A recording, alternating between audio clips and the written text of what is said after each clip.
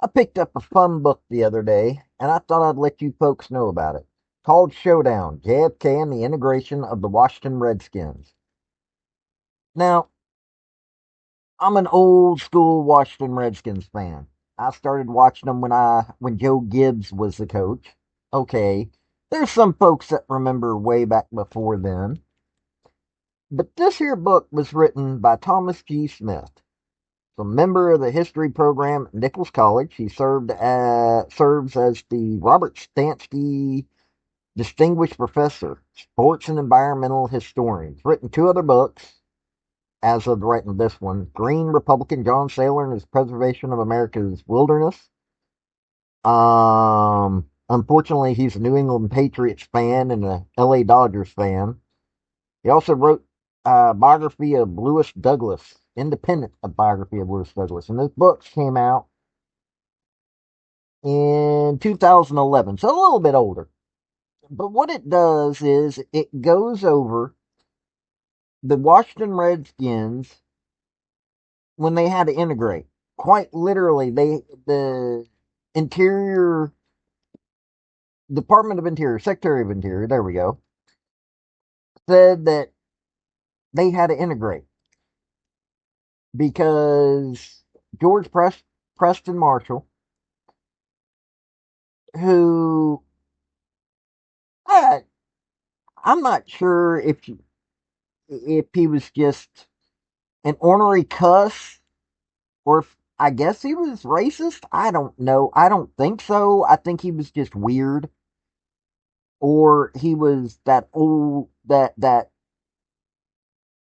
school aristocratic kind of racist. I'm not sure. I guess the old school aristocratic racist. He'd employ black folks, but he didn't want them on his team because he thought it hurt his chances of getting viewers to watch the Redskins and all that. But it came to a head in the very early 60s. That's when JFK's Secretary of Interior, Stuart Udall, who was himself a pretty athletic individual, said they were either going to desegregate or they weren't going to be able to get into their fancy new stadium that Marshall had helped design. Now, mind you, at the time, the rest of the NFL had become desegregated, starting with the LA Rams. I mean, they had started out allowing black folks in there, but the Redskins, mostly because Marshall was trying to keep the attention of all the southern states that were at the time segregated. He didn't bring in any black football players. And this book tells this story. And let me tell you something. It really goes into depth about the characters of pro football of that time period, especially Preston Marshall. I don't care if you're white, black, I don't care what your skin color is. When you're reading this, you're going, he's a little bit strange, but at the same time, you can understand him. He's, yeah, racist in a weird way. Because, like I said, he would employ black folks to do jobs, but he never wanted to put them on the football field. And he was the main force in why it took so long after they segregated the first time, why it took so long for them to desegregate. So it's a fascinating book, but let's get into this book a lot more. Before we get into the crux of this video, hit like, hit subscribe if you like college sports, because I do college sports, primarily college football, college women's gymnastics, do a little basketball, and other sports on occasion, but that's what I do, college. Also, General Robert Neyland, former University of Tennessee head football coach for decades, had 7 maxims to win any game, but they can also help you if you apply them correctly to your life. The second one is play for and make the breaks. When one comes your way, score. That is a maxim that can be also applied to your life. Look for those breaks and take it. Now let me tell you something. I like sports history. love football history. I also love basketball history. But while I had knowledge that Marshall was racist, I didn't grow up in that time period. It was desegregated by the time I was born, and I didn't really start paying attention to football until the early '80s, early mid '80s. So it'd been 20 years since it'd been desegregated that I started really paying attention to football or the Redskins. And Joe Gibbs being the head coach at the Redskins, I mean, you wanted to watch the Redskins back then. But Marshall, who is a showman, was well known for bringing a lot of positive changes to pro football.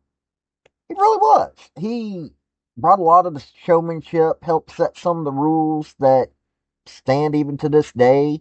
He did a lot of good. Even though him and George Hollis, the person that pretty much started the Bears and had them going so strong for so many years in the early days, on the field they were die-hard enemies. But after the games were done, they were die-hard friends. Marshall's somebody that you really need to study to understand how much of an oddity he was. Now, I think the biggest reason that he didn't want to see black folks on the football field was because of the South. Because when the Redskins were created, they were up in Boston. And then he moved them down to Washington. And he really tapped into getting the Southern crowd. That was his bread and butter. Even when they were losing, the Southerners loved the Redskins. I guess that's why my grandfather loved them, because that's where I got my love for the Redskins. Not because my grandfather was racist, which he was by no means not, but because it was really the only team for literally decades that anybody got a chance to pay attention to in the NFL. And also because they also at some point did some training down here in Virginia or in the Hampton Roads area. But when he was forced to integrate, when he finally did so, he drafted a few folks. One of them's names is Ernie Davis. Well, Ernie Davis was not somebody that he was really wanting to play. He was drafted, and that wasn't who. Even though it was a big name topic, he knew he could trade him for somebody else, which he did. A guy by the name of Bobby Mitchell, a tried and true football player, somebody who had proven himself already in the pros. And Bobby Mitchell helped turn the team around to a degree. Why? Because Bobby Mitchell was just that awesome. Unfortunately, Ernie Davis, who's Heisman Trophy winner, ended up, I think it was leukemia. I think he contracted leukemia and never played football on the pro level. But those two shaped how Washington Redskins changed. Unfortunately, George Preston Marshall eventually come to heart issues and had strokes that left him unable to really communicate. And as a great communicator, all of a sudden not being able to communicate, well, you had it. But this book explores how much of an oddity he was and how much of a force of nature that Udall had to become to get Marshall to actually change his mind about playing black players. Fascinating book. Fascinating. I keep saying it, but it is. I never got to see Bobby Mitchell play. Didn't get to know anything about Preston Marshall until recently. And the Washington Redskins are no longer called the Washington Redskins. But this book, if you love pro football, if you love football in general, but if you love pro football, or if you love Washington, by whatever team name they're going by, you should pick up this book. It gives you an in-depth knowledge of the history of pro football. It also, because, well, Thomas G. Smith, that wrote this book, did an amazing job of researching it. So you actually understand some of the college football of the time. Not just the Southern football, but Bobby Mitchell, who went to University of Illinois. That's right. He went to the University of Illinois. That should be,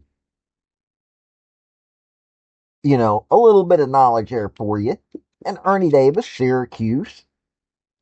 So you get to understanding time periods and how the country was at that time. And in all honesty, being able to understand the environment in which this is taking place is as important as the knowledge that this book brings. And that's something that, you know, Smith does really well. And I gotta hand it to him. I say pick this book up. I picked this book up and I just read it. I just started reading it and I just didn't want to do much else but read it and do, when I wasn't working. So pick this book up. It'll be worth your time. You'll get the knowledge of George Preston Marshall. You'll get the knowledge of Bobby Mitchell. You'll learn a lot about Ernie Davis. You'll get to learn about the politics of football at that time. And believe me, you want to learn about the politics of football at that time because it still is in the way that things happen in the NFL today. It helped shape how we ended up with the Super Bowl. It helped shape, a lot of the thought processes of these teams of today. So, learning that, you'll get a better idea of where football was and what it's become. And it'll really help you enjoy the game so much better, in my opinion. Well, this has been Paul with Redneck Sports. Y'all have a good day now. Bye. Hey, that's my video. Don't forget to hit like and subscribe. And comment. Don't forget that either. Hey, this has been Paul with Artlist.io. Redneck Thinker Media. I do sports, I do politics. Hit like, subscribe. And y'all, this has been Paul. Y'all have a good day now. Bye.